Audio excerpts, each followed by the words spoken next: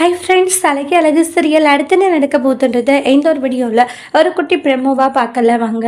இங்கே ரேவதி வந்து ரூம்குள்ளே வந்து யோசிச்சுட்டு இருக்கவும் உடனே மலர் இருந்துட்டு என்ன ஆச்சு ரேவதின்றாங்க. எனக்கு என்ன முடிவு எடுக்கிறதுனே தெரியல அப்படின்றாங்க. அண்ணி இப்படி சொல்லுது, யார் பேச்சு கேட்கறது, என்ன பண்ணுறதுன்ட்டு எந்த ஒரு முடிவுமே என்னால் எடுக்க முடியலன்றாங்க.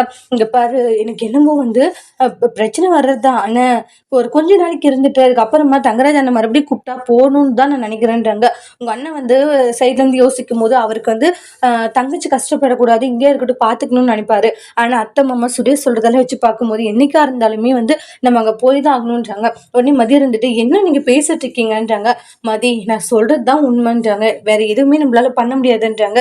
சரி சொல்லு, கடைசி வரைக்கும் ரேவதி இங்கே இருக்க முடியுமா, அதெல்லாம் முடியவே முடியாதுன்றாங்க.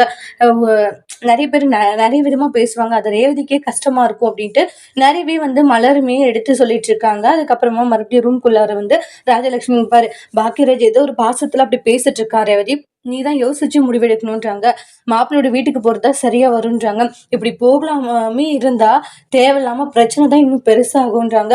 யாருக்குள்ளதான் பிரச்சனை வருதுல சொல்லு, எல்லாருக்குள்ளயும் தான் பிரச்சனை வருது ரேவதி.